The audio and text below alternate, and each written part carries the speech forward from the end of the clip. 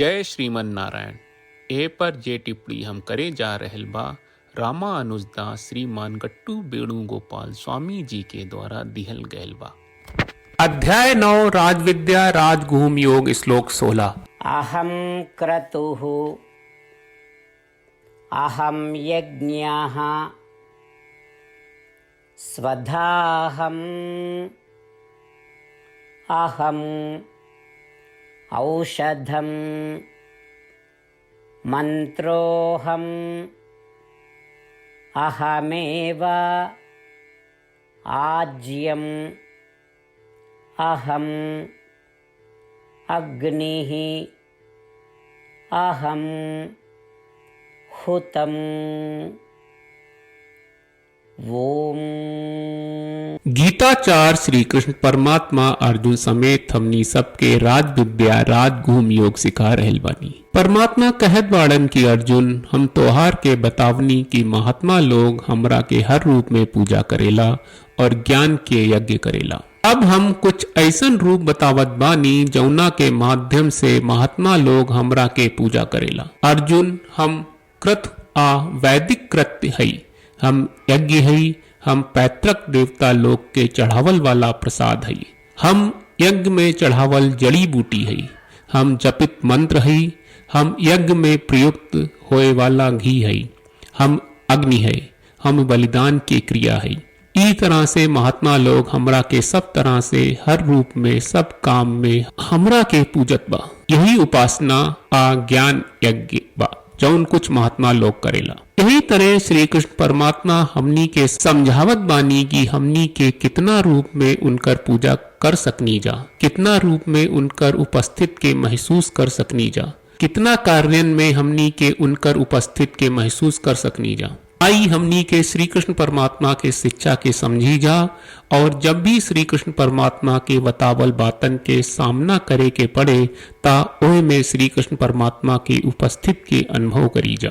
साथ ही हमनी के ई पूरा सृष्टि में जौन भी काम करी जा, हर वस्तु में, हर क्रिया में, हर कर्म में हमनी के श्री कृष्ण परमात्मा के सानिध्य के पहचान करी जा। यही समझ के कि ई पूरा ब्रह्मांड श्री कृष्ण परमात्मा आ श्रीमन नारायण के शरीर है, हमनी के श्री कृष्ण परमात्मा आ श्रीमन नारायण के समर्पण करत गरी श्री कृष्ण परमात्मा के वचन के श्लोक के रूप में दोहरावे की कोशिश करी जा। अहम क्रतुरहम यज्ञः स्वधाहमहम औषधम मंत्रोहमहमेवाज्यम अहमग्निरहम हुतम। श्रीमन्नारायण करिष्ये वचनम तव। श्रीमद् भगवत गीता का पूरा सार श्री कृष्ण परमात्मा ने अध्याय 18वें के श्लोक 65 से 70 में 8 काम करे खातिर दिले बाड़े।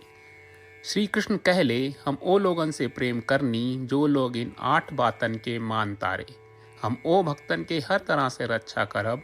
श्री कृष्ण परमात्मा के द्वारा बोलल गईल संपूर्ण भगवत गीता सुनला के बाद अर्जुन कहले करिष्ये वचनम त्वा, जेके मतलब बा कृष्ण मैं उही करब जौन आप कही। यही कारण बा श्री कृष्ण अर्जुन के हर तरह के सफलता आ विजय प्रदान करेले।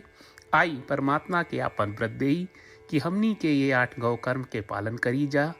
ई वचन परमात्मा के देवे से बड़न कौनो पूजा तपस्या यज्ञ नहीं। हम 8 प्रण कहब जौन हमनी के करे के चाहिए। आप सब कृपया इन्हन के आपन दिमाग और दिल में सोची। श्री कृष्ण के आपन वचन देवे के ई तरीका में हमनी सबकी कल्पना करे के चाहिए कि श्री कृष्ण का चेहरा खुशी से चमकत बा और खुशी के एहसास करत बा। जय श्रीमन नारायण। यहाँ हमनी के 8 वादा बा। हमनी के पहला वादा, हे श्रीमन नारायण आपका निर्देश के मुताबिक हम हमेशा तोहार ध्यान करब और तोहार बारे में सोचब। हमनी के दूसर वादा, हे श्रीमन नारायण आपका सलाह का अनुसार हम हमेशा आपका भक्त रहब। हमनी के तीसर वादा, हे श्रीमन नारायण हम आपन सब काम तोहरा सेवा के रूप में और तोहरा संतुष्टि खातिर करब।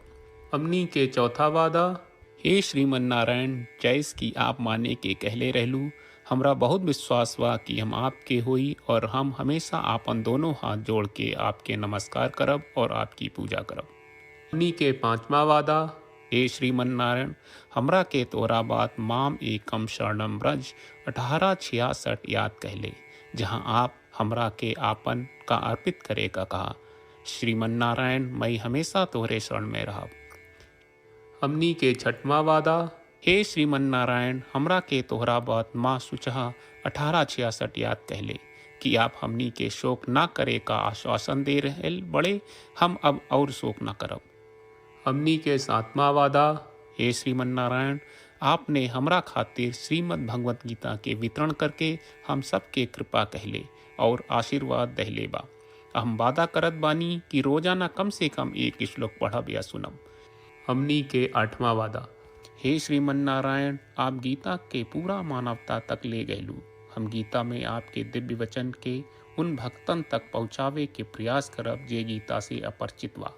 हे श्रीमन नारायण, हम उई करब जौन तू करे का कहब।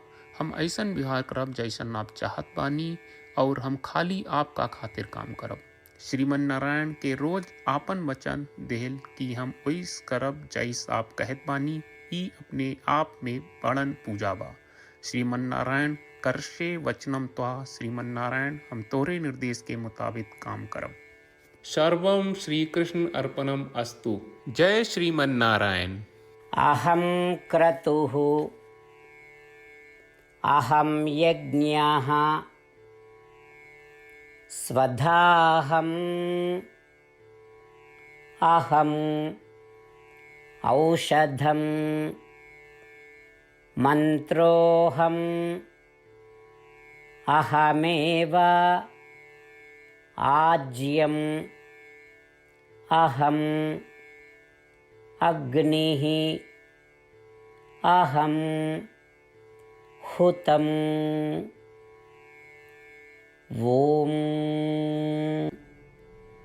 अहं क्रतुरहं यज्ञः स्वधाहमहमौषधं मन्त्रोऽहमहमेवाज्यम् अहमग्निरहं हुतम्। श्रीमन्नारायण, करिष्ये वचनं तव। जय श्रीमन नारायण। सब भक्त लोगों से विशेष अनुरोध बा, जीवन में हर चीज में हमनी के तत्कालिक और प्रभावशाली परिणाम की अपेक्षा रहला। एकरा खातिर आइए रोजाना 1 मिनट के समय निकालल जाए और नारायण आश्रम पढ़ल जाए। नारायण आश्रम प्राप्त करे खातिर नारायण आश्रम वेबसाइट पर जाई, जो www.narayanaashram.org है, और पंजीकरण में आपन नाम और ईमेल दर्ज करी। आपके द्वारा प्रदान कईल गई ईमेल पर आपका एक नारायण आश्रम PDF प्राप्त हुई। PDF में एक रामायण श्लोक, एक गीता श्लोक और एक विष्णु नामम बा। ये तीनों के मिल के नारायण आश्रम कहल जाला। हर व्यक्ति के ये श्लोक के अलग अलग संयोजन मिलेला। जब हर कोई 24,000 भक्तन के साथ रोजाना आपन नारायण आश्रम पढ़त आ सुनत बा, ता हर दिन संपूर्ण रामायण का 1 दौर, श्रीमद् भगवत गीता पारायण के 33 दौर और श्री विष्णु सहस्त्रनाम स्तोत्र पारायण के 24 दौर प्रतिदिन पूरा होएला।